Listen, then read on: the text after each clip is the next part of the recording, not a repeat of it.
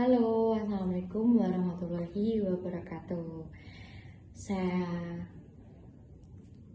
Halo, Assalamualaikum warahmatullahi wabarakatuh. Yang kami hormati Bapak Ahmad Kusyairi selaku dosen mata kuliah Aljabar Linear.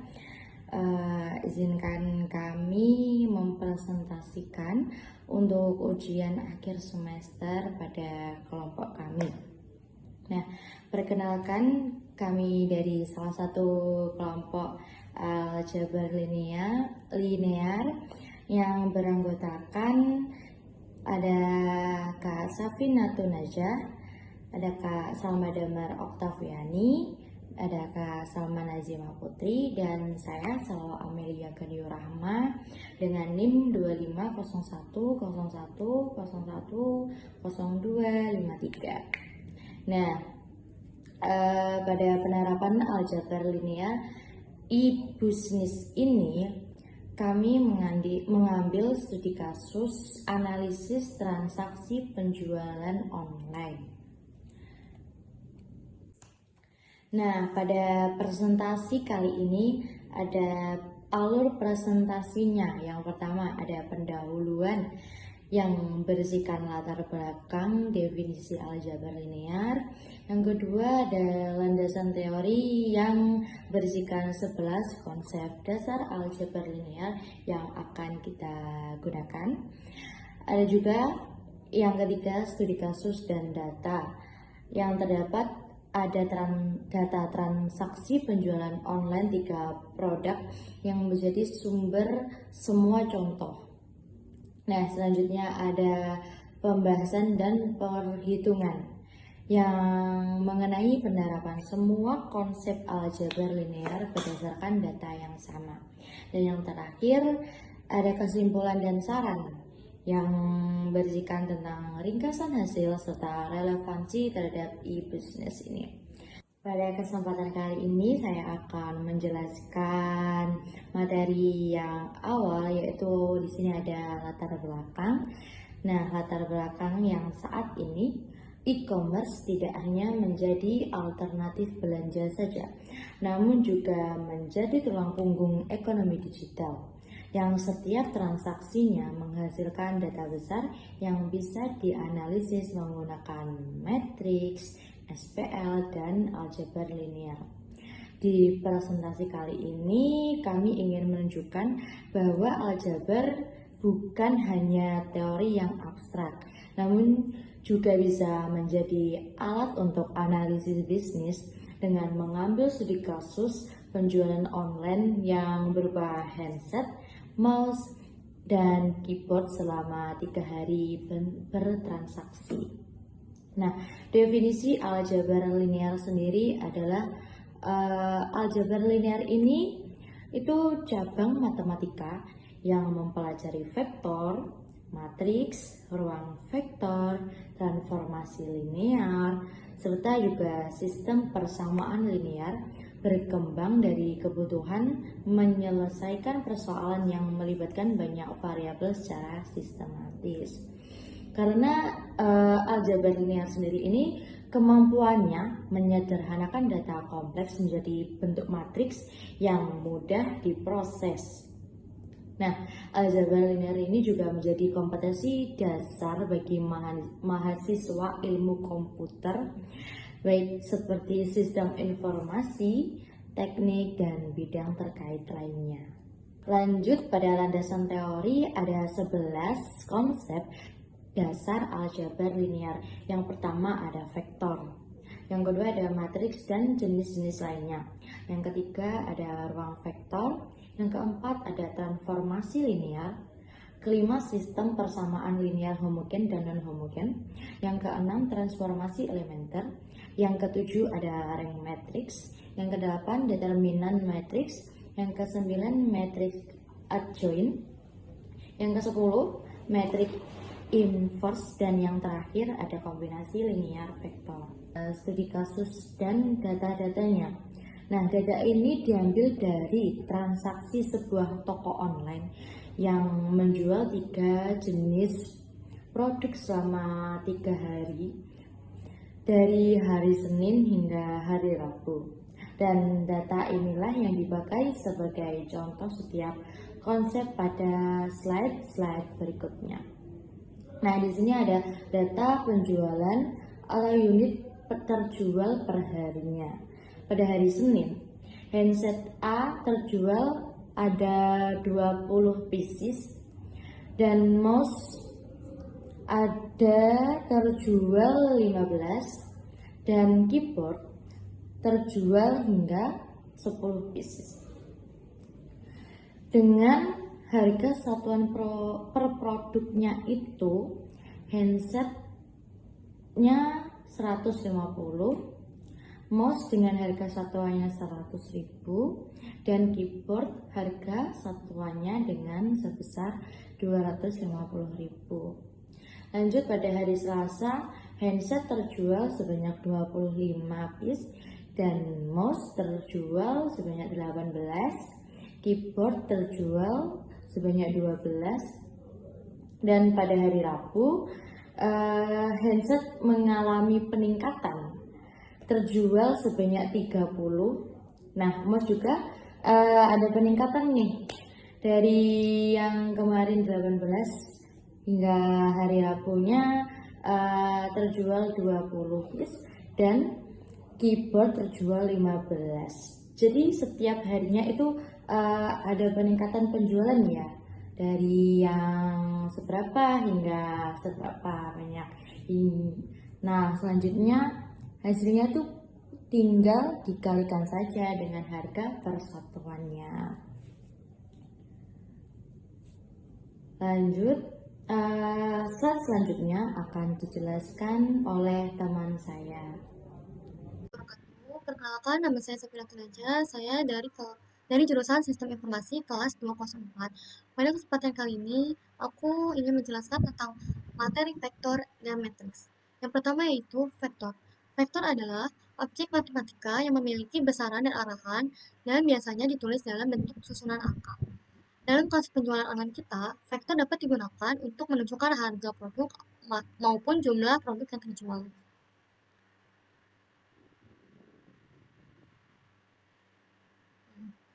Contohnya adalah vektor harga produk adalah H sama dengan 150.000, 100.000, 250.000. Angka tersebut secara berurutan menunjukkan harga headset, mouse, dan keyboard.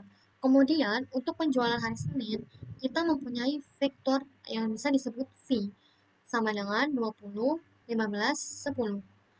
Artinya, pada hari Senin terjual 20 headset, 15 mouse, dan 10 keyboard. Jadi, melalui vektor data penjualan yang awalnya berupa tabel, bisa direpresentasikan menjadi bentuk matematika yang lebih sederhana.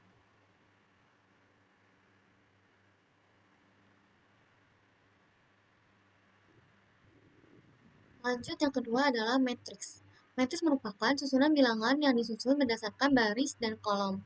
Pada data penjualan kita, matriks D terdiri dari 3 baris dan 3 kolom. Baris menunjukkan hari, yaitu hari Senin, Selasa, dan Rabu. Sedangkan kolom menunjukkan produk, yaitu headset, mouse, dan keyboard. Matriksnya adalah 20, 15, 10 pada hari Senin, 25, 18, 12 pada hari Selasa, dan 30, 20, 15 pada hari Rabu. Matriks ini memiliki ordo 3 kali 3 karena terdiri dari 3 baris dan 3 kolom. Matriks juga dapat ditranspos, yaitu dengan mengubah baris menjadi kolom. Dari transpos tersebut, kita bisa lebih mudah melihat data penjualan berdasarkan masing-masing produk.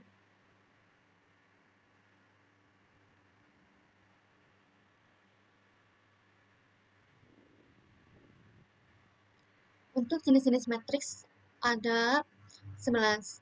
Yang pertama yaitu matriks baris. Matriks baris adalah matriks yang hanya memiliki satu baris dan beberapa kolom. Contohnya yaitu 1, 2, 3. Matriks kolom adalah matriks yang hanya memiliki satu kolom dan beberapa baris. Contohnya 1, 2, 3 yang ke bawah. Yang ketiga yaitu matriks persegi busur sangkar. Matriks busur sangkar adalah matriks yang jumlah baris dan kolomnya sama. Yang kelima adalah Matriks 0, matriks yang seluruh elemennya bernilai 0. Matriks 5 yang ada matriks diagonal. Matriks diagonal adalah matriks persegi yang elemennya di luar diagonal utamanya yang bernilai 0. Yang keenam adalah matriks identitas satuan. Matriks diagonal yang semua elemennya diagonal utamanya bernilai 1, yaitu ada matriks segitiga atas. Matriks persegi yang semuanya elemen di bawah diagonal utama bernilai 0. Matriks segitiga bawah adalah matriks persegi yang semua elemen di atas diagonal utama bernilai 0. Matriks simetris adalah matriks persegi yang sama dengan transpos A sama dengan AT. Yang ke-10 adalah matriks transpos. Adalah matriks yang diperoleh dengan memikat posisi baris menjadi kolom, dua kolom menjadi baris. Contohnya seperti ini. A sama dengan 1, 2, 3, 4. Maka AT-nya sama dengan 1, 2, 3, 4. Jadi yang berbeda itu adalah di bawah 1.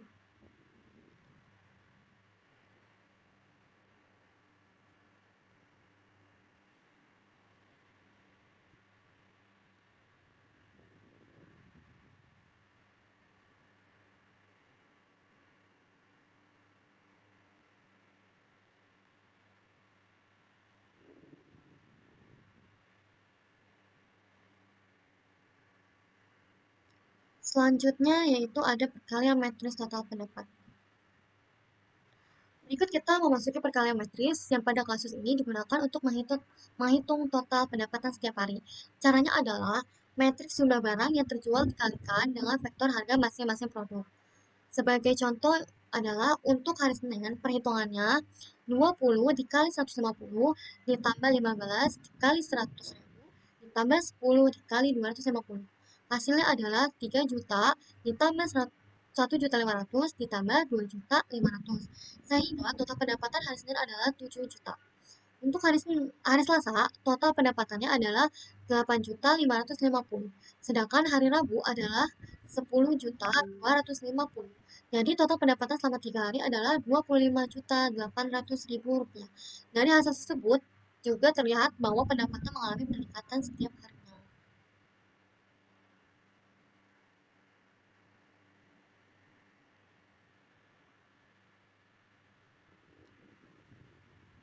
Lanjut kita masuk ke total terjual produk. Kita akan melihat total penjualan berdasarkan masing-masing produk. Untuk mengetahui total tersebut, kita menggunakan metrik transpose dari data penjualan. Setelah itu, setiap baris dijumlahkan berdasarkan produknya. Hasilnya, headset terjual sebanyak 75 unit, kemudian mouse sebanyak 53 unit, dan keyboard sebanyak 37 unit. Jika dijumlahkan seluruhnya, terdapat 165 unit produk yang terjual selama 3 hari. Dari data tersebut, dapat kita simpulkan bahwa headset merupakan produk dengan penjualan tertinggi, kemudian diikuti dengan mouse dan keyboard.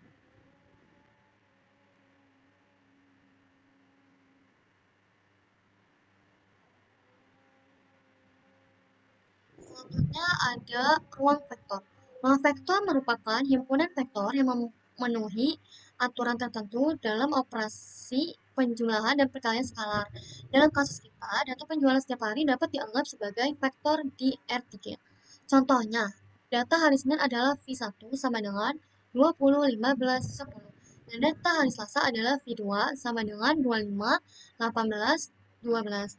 Jika kedua vektor tersebut dijumlahkan, hasilnya adalah 45, 33, 22. Artinya, jika penjualan hari Senin dan hari Selasa digabungkan, totalnya adalah 45 headset, 33 mouse, dan 22 keyboard. Jadi, konsep ruang vektor ini dapat membantu kita dalam menggabungkan dan mengolah data penjualan. Selain itu, konsep kombinasi linear juga dapat digunakan untuk melakukan simulasi atau prediksi penjualan.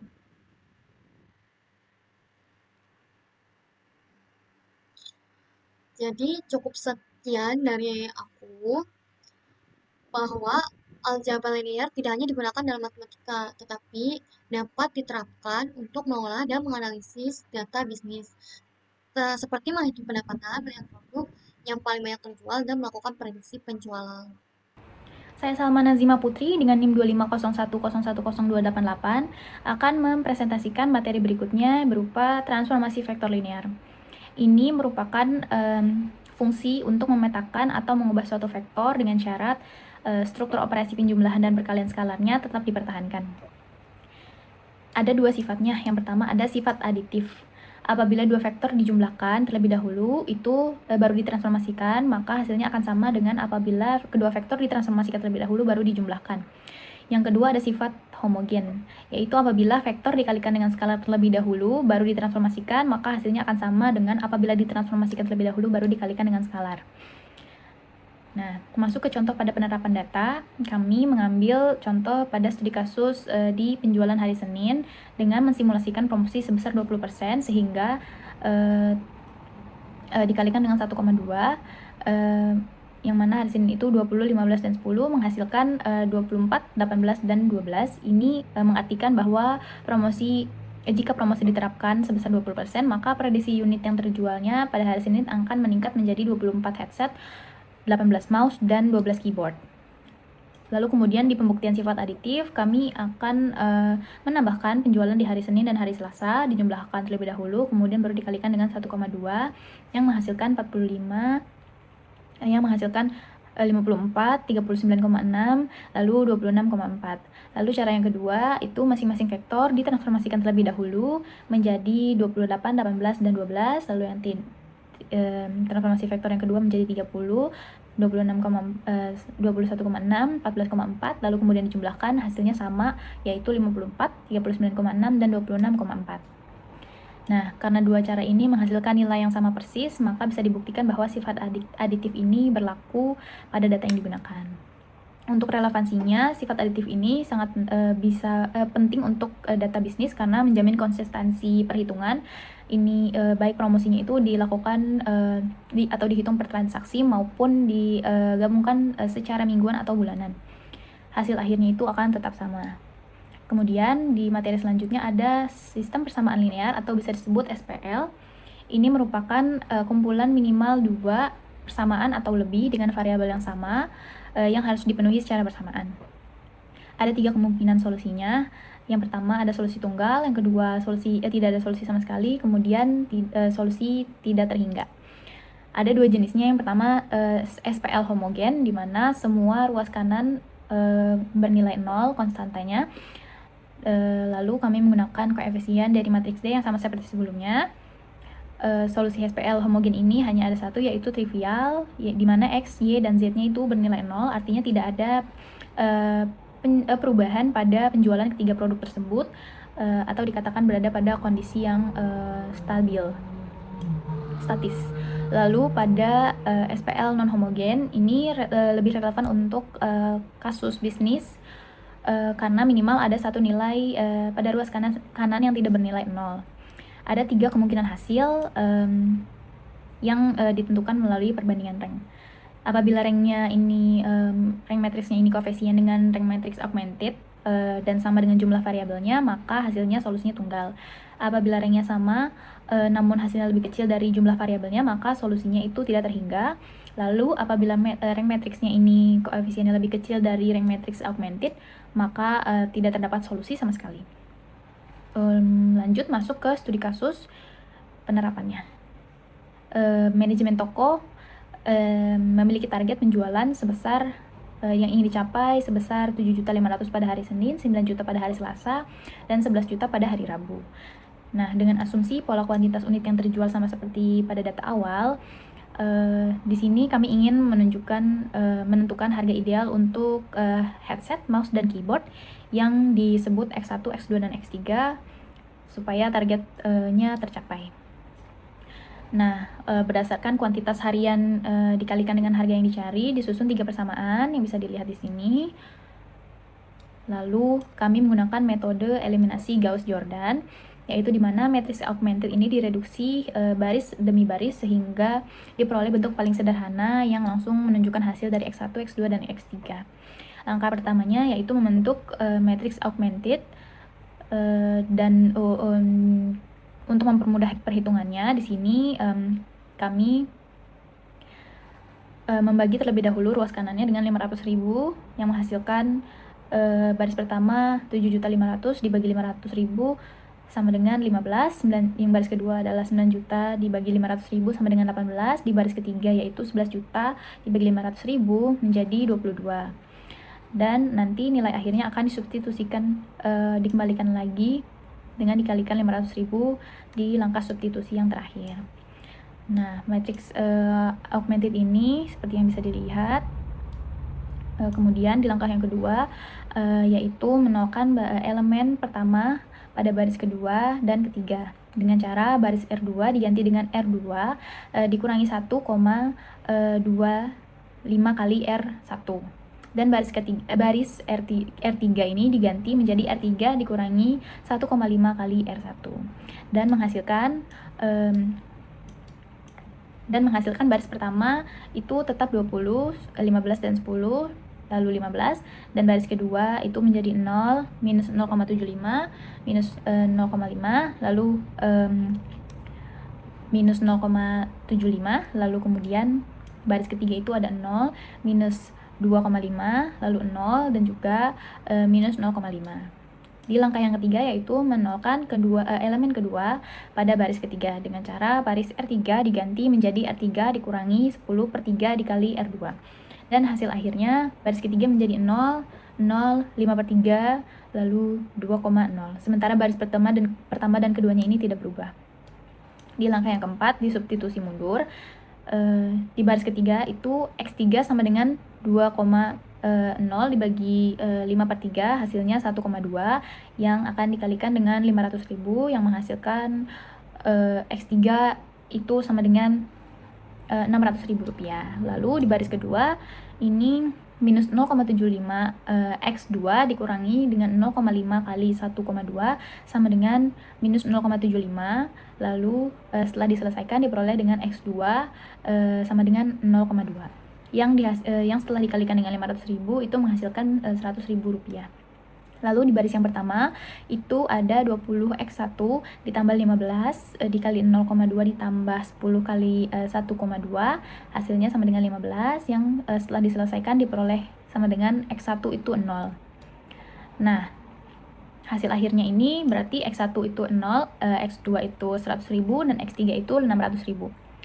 Ini menarik karena secara sistematis itu valid, tapi secara konteks bisnis itu tidak normal karena harga headset itu menjadi Rp0. Dan ini pola penjualan yang berlaku saat ini, perubahan target pendapatan sepenuhnya ditentukan harga mouse dan keyboard aja. Tapi kontribusi headset terhadap selisih target tersebut itu 0. Dan ini dapat bermakna ada dua kemungkinan. Yang pertama, harga headset ini sudah optimal sehingga tidak perlu dirubah lagi, atau justru volume penjualannya yang perlu ditingkatkan sebelum harga disesuaikan. Dan bisa dilihat juga kalau X1-nya itu kan sama dengan 0, dan ini sangat tidak realistis apabila diartikan secara harfiah. Penjualannya dengan harga jual 0, maka dalam praktiknya model ini diperlukan tambahan batasan, misalnya harga minimum, supaya solusi yang diperolehnya ini sesuai dengan kondisi di real life atau di lapangan. Dan ini juga menunjukkan kalau model matematis ini fungsinya sebagai alat analisis, bukan hanya sebagai jawaban mutlak yang bisa diterapkan tanpa penyesuaian lagi. Lalu lanjut ke materi berikutnya, transformasi elementer. Ini merupakan proses dilakukan melalui proses transformasi elementer atau operasi baris elementer, yaitu merupakan operasi dasar yang diterapkan pada baris atau kolom matriks untuk menyederhanakan bentuknya tanpa mengubah dari SPL, solusi dari SPL-nya yang direpresentasikan. Nah, ada 3 jenis operasi.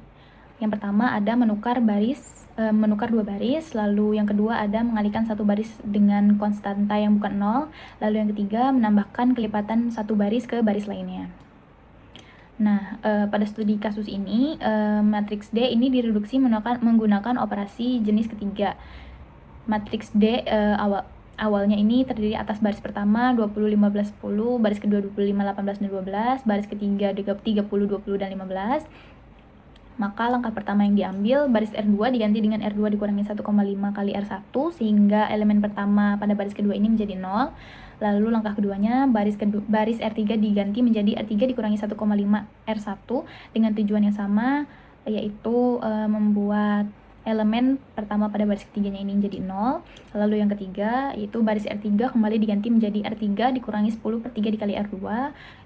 Seperti sebelumnya, itu untuk menolkan elemen kedua pada baris ketiga. Dan hasil yang diperoleh ini adalah merupakan bentuk dari eselon baris. Baris pertamanya itu tetap 20, 15, dan 10, baris keduanya itu 0, minus 0,75 dan minus 0,5, dan baris ketiganya menjadi 0, 0, dan 5/3. Nah, bentuk eselon ini yang merupakan selanjutnya akan digunakan untuk menghitung rank matrix di pembahasan selanjutnya. Nah, lanjut ke pembahasan rank matrix. Rank matrix ini adalah jumlah maksimal dari baris atau kolom yang saling bebas linear, atau dengan kata lain yang tidak saling memberikan informasi yang sama di dalam suatu matriks. Nah, berdasarkan hasil OBE sebelumnya, diperoleh bentuk eselonnya bentuk eselonnya tadi itu 20, 15, 10, baris kedua 0, minus 0,75 dan minus 0,5, dan baris ketiganya 0, 0, dan 5/3. Rank ini dapat ditentukan dengan menghitung jumlah baris yang tidak 0 di seluruh barisnya, dan bisa dilihat di sini tidak ada baris yang keseluruhannya 0, maka rank matrix di sini adalah 3, atau bisa disebut rank penuh. Dan dalam konteks penjualan, hal ini berarti tidak ada satu hari pun yang datanya redundan atau dapat diturunkan dari hari lain.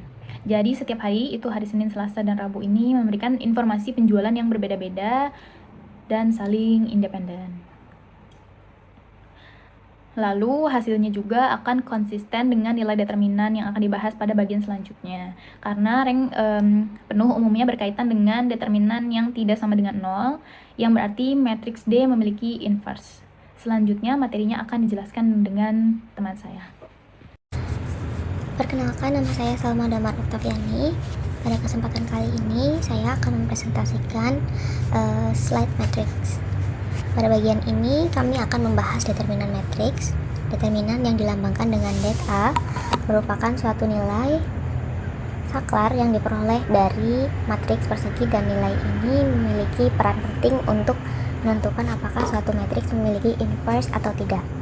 Pada studi kasus kami, matriks D mempresentasikan data penjualan 3 produk selama 3 hari, yaitu D 20, 15, 10, 25, 18, 12, 30, 20, 15. Untuk menghitung determinannya, kami menggunakan metode ekspansi kofaktor. Pada baris pertama, metode ini bekerja untuk memecah matriks 3x3 menjadi submatriks, kemudian menghitung determinan masing-masing submatriks tersebut. Langkah pertama, kami menghitung determinan submatriks yang diperoleh dari mencoret baris pertama dan kolom pertama, yaitu determinan 18, 12, 20, 15 sama dengan 18 kali 15 dikurangi 12 kali 20 sama dengan 270 dikurangi 240 sama dengan 30. Langkah kedua, determinan 25, 12, 30, 15 sama dengan 25 kali 15 dikurangi 12 kali 30 sama dengan 375 dikurangi 360 sama dengan 15. Langkah ketiga yaitu determinan 25, 18, 30, 20 sama dengan 25 kali 20 dikurangi 18 kali 30 sama dengan 500 dikurangi 540 sama dengan min 40. Selanjutnya, dari ketiga nilai tersebut dikombinasikan dengan koefisien pada baris pertama matriks D dengan pola tanda plus minus. Plus minus plus. Determinan D sama dengan 20 kali 30 dikurangi 15 kali 15 ditambah 10 kali min 40 sama dengan 600 dikurangi 225 dikurangi 400 sama dengan minus 25. Karena determinan D sama dengan minus 25 dan nilai ini tidak sama dengan 0, maka dapat disimpulkan bahwa matriks D bersifat invertible. atau memiliki inverse. Dari sudut pandang bisnis, hasil ini mengindikasikan bahwa data penjualan dari ketiga hari tersebut bersifat linear satu sama lain. Tidak ada data pada satu hari yang dapat diturunkan atau diprediksi secara eksak dari kombinasi data hari lainnya. Dengan kata lain, setiap hari memberi kontribusi informasi yang independen dan valid untuk dianalisis lebih lanjut. Selanjutnya adalah matriks adjoint. Setelah memastikan bahwa determinan matriks D tidak sama dengan 0, maka langkah selanjutnya adalah menghitung matriks adjoint yang merupakan prasyarat untuk memperoleh matriks inverse.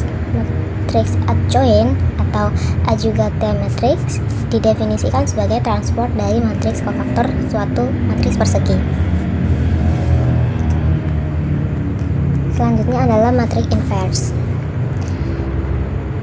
Matriks inverse dari suatu matriks A dilambangkan A pangkat min 1 adalah matriks yang apabila dikalikan dengan matriks A akan menghasilkan matriks identitas sesuai persamaan A kali A pangkat min 1 sama dengan 1. Perlu digarisbawahi bahwa matriks inverse hanya ada apabila determinan matriks tersebut tidak sama dengan 0.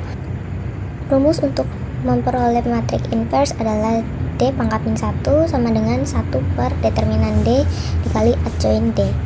Kemudian determinan D sama dengan minus 25 dan matriks adjoint telah diperoleh.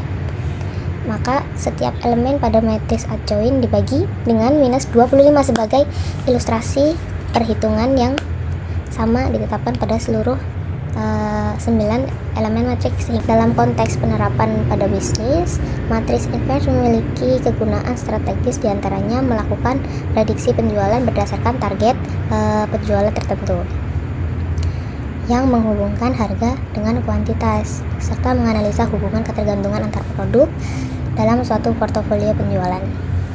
Selanjutnya adalah pada bagian akhir penerapan konsep, kami membahas kombinasi linear vektor. Secara definisi, kombinasi linear adalah hasil penjumlahan dari beberapa vektor yang masing-masing telah dikalikan dengan suatu saklar tertentu. Misalkan dirumuskan dalam persamaan C1 V1 ditambah C2 V2 tambah titik ditambah Cn Vn. Kami menerapkan konsep ini untuk melakukan prediksi penjualan pada hari Kamis, yaitu hari yang datanya belum tersedia dalam dataset awal. Pendekatan yang digunakan dalam mengambil rata-rata tertimbang dari penjualan hari Selasa F2 dan hari Rabu F3 dengan bobot masing-masing sebesar 0,5. Secara matematis, prediksi tersebut dirumuskan sebagai V sama dengan 0,5 V ditambah 0,5 V 0,5 V2 ditambah 0,5 V3 sama dengan 0,5 dikali 25 dikali 18 dikali 12 ditambah 0,5 dikali 30, 20, dan 15 sama dengan 27,5 19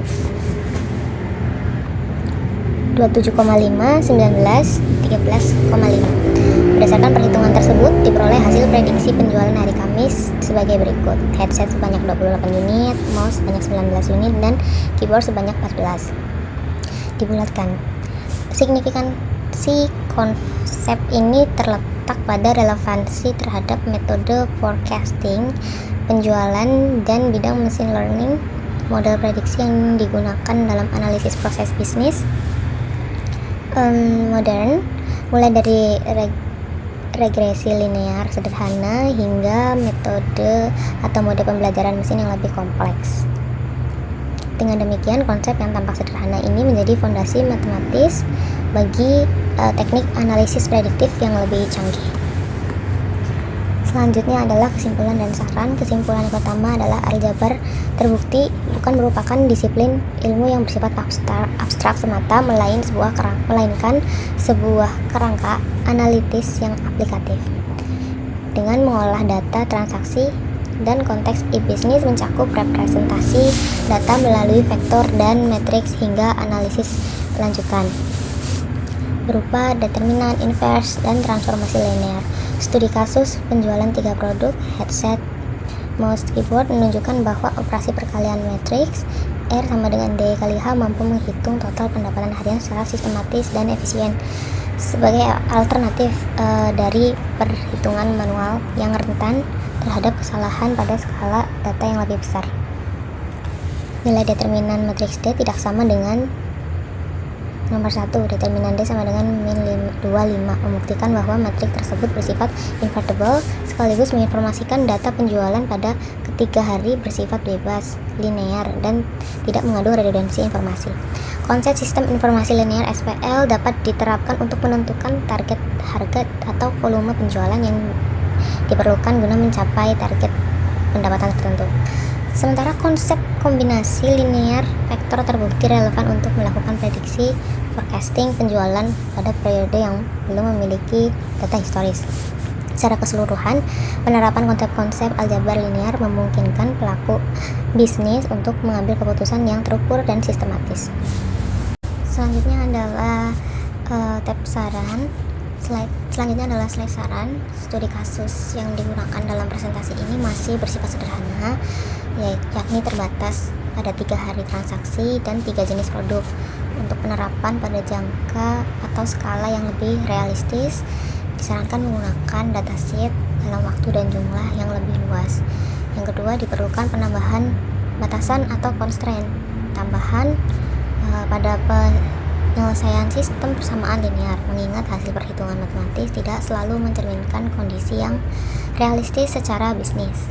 Yang ketiga, bagi pembaca atau mahasiswa yang berminat mendalami topik ini, disarankan untuk mempelajari penerapan aljabar linear pada algoritma pembelajaran mesin yang lebih kompleks seperti regresi linear atau prinsipal komponen analisis PCA. Yang keduanya dibangun di atas fondasi operasi matriks yang serupa dengan yang dibahas dalam presentasi ini.